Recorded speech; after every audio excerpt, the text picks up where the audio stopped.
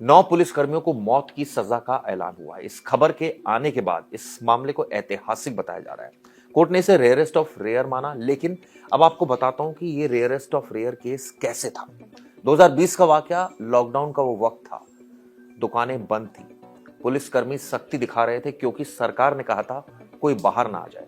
ऐसे में मोबाइल की एक दुकान तमिलनाडु में थी। वहां पर जयराज और उसके बेटे ये दुकान चलाते थे। दुकान खोली गई क्योंकि लोगों की बहुत डिमांड थी। कई लोग मोबाइल को रिचार्ज करवाना चाह रहे थे और कुछ लोग मोबाइल ठीक करवाना चाह रहे थे, लेकिन बिजनेस में भी काफी नुकसान हो रहा था लोगों को। इसी वजह से जयराज ने कुछ देर के लिए दुकान खोली। तभी 2 पुलिसकर्मी वहां पहुंचे, बदतमीजी की और पिता को यानी जयराज को थाने ले गए। इसके बाद सोचिए 7 घंटों तक उसकी पिटाई की और यह कहा जा रहा है कि प्राइवेट पार्ट में आप सोचिए लाठियों से हमला किया गया। 17 से ज्यादा निशान उसके शरीर पर मिले। ये सुनकर जैसे ही पता चला उसके बेटे को कि पिता के साथ मारपीट की जा रही है, वो भी थाने पहुंचा और वहां जैसे ही पहुंचा उसकी भी पिटाई की। इस मामले में 1 पुलिसकर्मी नहीं, 2 नहीं, बल्कि 9 पुलिसकर्मी शामिल थे। और आप सोचिए अब 6 सालों के बाद अदालत का इस पर फैसला आया। अदालत ने क्यों इसको रेयरेस्ट ऑफ रेयर माना? क्योंकि ये प्लान्ड तरीके से हत्या की गई थी। 2 पुलिसकर्मियों से बहस हुई शुरुआत में जयराज की, उसके बाद उसको थाने लेकर आया गया और वहां पर यह कहा गया कि तूने पुलिस वालों को ऐसा क्यों कहा। और उसके बाद इतना मारा कि आप सोचिए मानवता शर्मसार हो गई। शुरुआत में लोकल पुलिस ने मामले की जांच की, लेकिन खुद संज्ञान लिया कोर्ट ने और कहा कि यह मामला वाकई संगीन है और इस मामले की जांच को सीबीआई को सौंपना चाहिए। सीबीआई ने इस मामले में 100 से ज्यादा गवाहों के बयान दर्ज किए, फॉरेंसिक एविडेंसेस लिफ्ट किए, मेडिकल रिपोर्ट्स लिफ्ट की गई। और उसके बाद पता चला कि जब ये घटना हुई थी यानी जून के महीने में 22 जून को इस मामले में एक शख्स की मौत हुई यानी उनके बेटे की, 23 को पिता की मौत हुई। ये पता चला कि जानबूझकर आरोपियों को 100 किलोमीटर दूर एक अस्पताल ले जाया गया। यह भी पता चला कि प्राइवेट गाड़ी का इस्तेमाल किया गया, सबूतों से भी छेड़छाड़ की गई, यहां तक कि मेडिकल एविडेंस को डिस्ट्रॉय किया गया, नकली रिपोर्ट्स बनाई गई। इस तरह के तमाम संगीन इल्जाम पुलिस पर लगे क्योंकि पुलिस वालों को बचाना था। लेकिन इस मामले में जो पीड़िता थी यानी जयराज की बेटी, वो नहीं, उसने हार नहीं मानी। उसने हर दिन लड़ाई लड़ी और आखिरकार उसकी जीत हुई।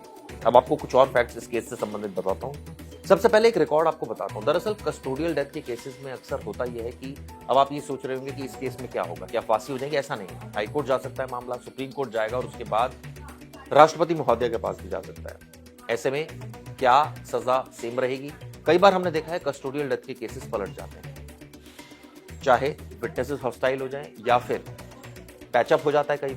कई बार और भी वजह रहती है जिसकी वजह से इस तरह के मामले धराशायी हो जाते हैं, या कहें कि आरोपियों की सजा कम हो जाती है।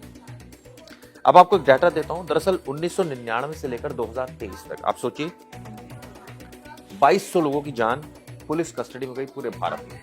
2018 से 23 के बीच में एक भी कन्विक्शन यानी कि एक भी शख्स को सजा नहीं हुई, किसी भी पुलिस वाले को सजा नहीं कस्टडी डेथ के केस में। आप सोचिए ये हाल है इस तरह के केसेस का।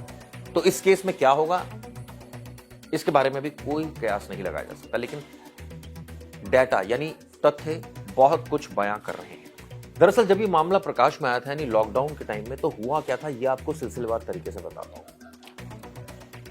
जयराज अपनी दुकान खोलकर बैठे थे, तभी 2 पुलिस वाले वहां से निकले और धमकाते हुए कहा कि अपनी दुकान बंद कर दे। इस पर जब वो निकल गए तो जयराज ने यह बोला कि पुलिस वाले गुंडागर्दी करते हैं। ये बात एक सिविलियन ने सुन ली थी और साथ में एक पुलिसकर्मी वहां पर शादी वर्दी था, उसने ये बात दोनों पुलिस वालों को बता दी। और उसके बाद हुआ क्या, अगले दिन प्लान तरीके से पुलिस वाले आए, दोनों को उठाया, पहले एक को उठाया, उसके साथ बेरहमी से मारपीट की और यहां तक कि जो सारे निशान मिले हैं वो टॉयलेट में मिले हैं, थाने के फर्श पर मिले हैं, दीवार पर मिले हैं, वो लाठियां मिली हैं जो टूटी हुई थी, कपड़े जो है इस मामले में फॉरेंसिक जांच के लिए भेजे गए, तमाम सबूत इकट्ठे किए गए। पुलिस ने आप सोचिए 100 किलोमीटर दूर जानबूझकर उनका ट्रीटमेंट कराया ताकि कोई सबूत ना मिले और जिस पर आरोप लगे हैं, जिसको पुलिस पकड़ कर लाई है, उसकी मौत हो जाए। और ठीक ऐसा ही हुआ।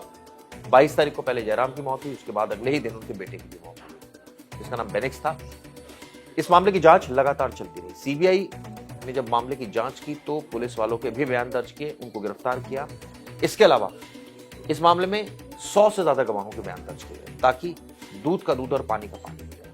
दरअसल इस केस को जो बोला गया वो स्थानाकुलम कस्टोडियल डेथ के केस से काफी चर्चा में आया था और आप सोचिए कोर्ट ने इसको रेयरेस्ट ऑफ रेयर केस भी माना था। कोर्ट ने आरोपियों पर 1,40,00,000 का जुर्माना भी किया है और अगर वो नहीं दे पाते तो नेचुरली उनकी सजा और एक्सटेंड हो जाएगी। कुल 10 आरोपी थे इसमें, जिनमें से एक आरोपी की मौत हुई थी जबकि 9 के खिलाफ ही मुकदमा चला।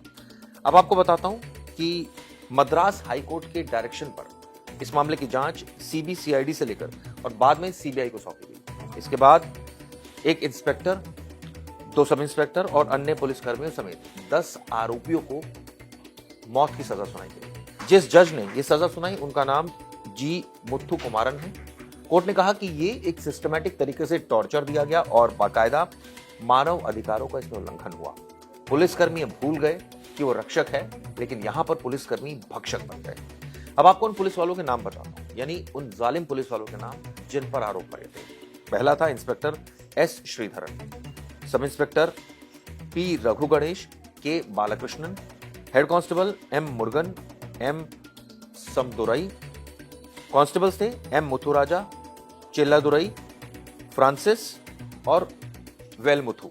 इस केस को जयराज बेनिक्स डेथ केस के नाम से भी जाना गया क्योंकि उस वक्त काफी ये सुर्खियों में रहा, सरकार पर भी दबाव बना था और बाकायदा देश की सबसे बड़ी जांच एजेंसी ने इसकी जांच की थी। आरोप है कि 19 जून 2020 को दोनों को हिरासत में लिया गया, मारपीट की गई और उनके गंभीर चोटों के निशान आए। 22 को सबसे पहले बेनिक्स की मौत हुई, 23 को उनके पिता की मौत हो गई, यानी पूरा परिवार उजाड़ दिया पुलिस ने।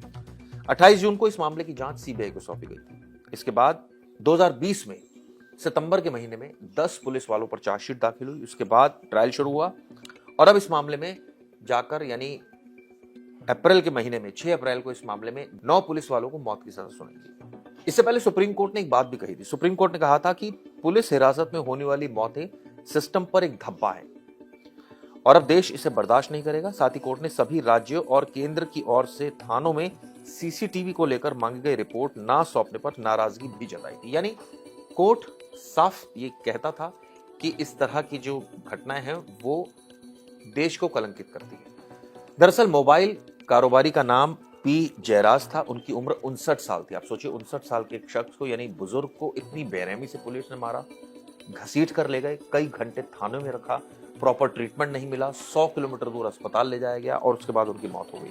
मैंने इस वीडियो में के जरिए आपको बताया किस तरह से केस सामने आया, क्यों कोर्ट ने इसे रेयरेस्ट ऑफ रेयर माना, क्यों इसे प्लान्ड मर्डर करार दिया, सुप्रीम कोर्ट ने पहले ही कस्टोडियल डेथ के केसेस में क्या ऑब्जर्वेशन दी थी और कस्टोडियल डेथ केसेस का हाल क्या है। एनसीआरबी का डाटा भी आपको मैंने समझाया और ये भी बताया कि अब आरोपियों के पास क्या क्या विकल्प बचे हैं। उम्मीद करता हूँ वीडियो आपको पसंद आई होगी।